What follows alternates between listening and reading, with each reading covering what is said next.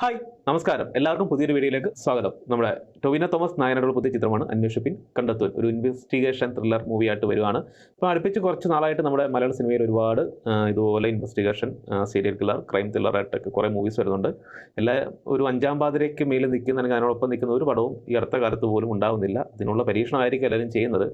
പക്ഷേ അഞ്ചാം പാതിരയും മറികടക്കുന്ന ഒരു ഇൻവെസ്റ്റിഗേഷൻ പോലെ അല്ല, ഒരു ത്രില്ലർ സീരിയൽ കില്ലർ, ആ ഒരു സസ്പെൻസ് അത് കിട്ടാൻ ഇച്ചിരി പാടാണ്. എടുക്കുന്നത് മൊത്തവും പഴയ കഥകളൊക്കെ ഒന്നും കൂടെ ചുരുട്ടിക്കൂട്ടിയെടുത്ത് ഒന്ന് തെച്ചു മിനിക്ക് എടുക്കുക മാത്രമാണ് ചെയ്യുന്നത്. ആരും വെറൈറ്റി കണ്ടെത്തുന്നില്ല.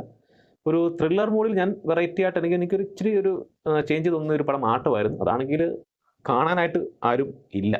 എന്തായാലും ഇതിൻ്റെ ടീസർ ഇറങ്ങിയിട്ടുണ്ട്, നമുക്കൊന്ന് കണ്ടു നോക്കാം.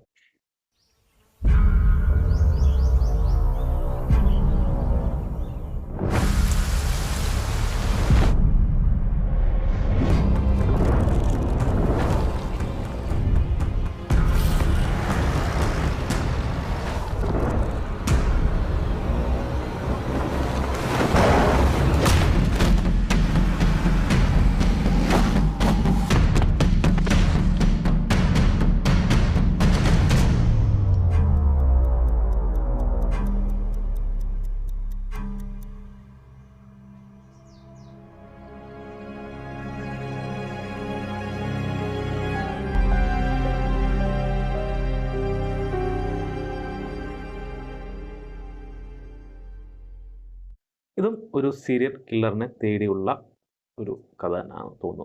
എന്നാലും ഇതൊരു സ്ലോ സ്പേസിലുള്ള ഒരു സ്ലോ മൂഡാണ് കണ്ടിട്ട്. ഒരു ഭയങ്കരമായ മ്യൂസിക് ഇടിച്ച് കയറ്റി അങ്ങനെ ത്രില്ലറിൻ്റെ എഫക്റ്റുള്ള മ്യൂസിക്കൊന്നും ഇല്ലാത്തൊരു സ്ലോ സ്പേസുള്ള ഒരു പടമായിട്ടാണ് എനിക്ക് ഒരു ടീസറായിട്ട് തോന്നിയത്. സിനിമ കാണുമ്പോൾ ചിലപ്പോൾ ഇത് ആയിരിക്കത്തില്ല. എന്തായാലും ഒരു വെറൈറ്റി വേണം, ഇല്ലെങ്കിൽ ആൾക്കാർ അക്സെപ്റ്റ് ചെയ്യുമെന്ന് തോന്നുന്നില്ല. ഇപ്പം ഇൻവെസ്റ്റിഗേഷൻ ത്രില്ലറൊക്കെ ആൾക്കാർ ഒരുപാട് ത്രില്ലറൊക്കെ കണ്ട് അവർക്ക് ഒരു ഭയങ്കര ബുദ്ധി വെച്ചിട്ടിരിക്കും ഓരോ ആൾക്കാർ സിനിമ കാണുന്നത്. അങ്ങനെ ആയിരിക്കും. അപ്പോൾ അവരുടെ ചിന്തകളെയൊക്കെ തോൽപ്പിക്കുന്ന രീതിയിലുള്ള ഒരു പശ്ചാത്തലവും കഥയൊക്കെ ആണെങ്കിൽ പടം ഗംഭീരമാകും. ഡാർവിൻ കുര്യാക്കോസാണ് ചിത്രം സംവിധാനം ചെയ്യുന്നത്. ജിനു എബ്രഹാമാണ് തിരക്കഥ. നമ്മുടെ പിന്നെ കടുവയും പിന്നെ ആദം ജോൺ, ഇതൊക്കെ ആദം ജോൺ എന്ന് പറഞ്ഞ സിനിമ ഉണ്ടല്ലോ, നല്ലൊരു പടമായിരുന്നു. അതൊക്കെ തിരക്കഥ എഴുതിയ ആളാണ് ജിനു എബ്രഹാം.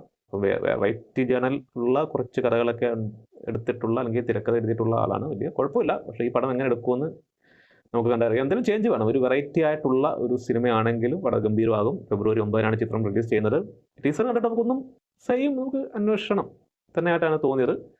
കുറച്ച് ലാഗൊക്കെ അടിക്കാൻ ഉള്ള ചാൻസൊക്കെ ഉണ്ട്. പക്ഷേ ലാഗായാലും സിനിമയ്ക്ക് പറ്റിയ ലാഗാണെങ്കിൽ നമുക്കത് എൻജോയ് ചെയ്ത് കാണാൻ പറ്റും. കാരണം നമ്മളെ ആ ഒരു മുൾമുനയെ നിർത്തിക്കൊണ്ട് ഇങ്ങനെ പോകണം. അല്ലാതെ ചുമ്മാ ഒരു പെട്ടെന്നൊരു സിനിമ കുറച്ച് നല്ല മൂഡിൽ സിനിമ കൊണ്ടുവന്നിട്ട് പെട്ടെന്ന് സിനിമ തീർക്കാൻ വേണ്ടി എന്തെങ്കിലും കാണിച്ചു കൂട്ടുന്ന പരിപാടിയൊക്കെ ആണെങ്കിൽ പണി പാളത്തേ ഉള്ളൂ.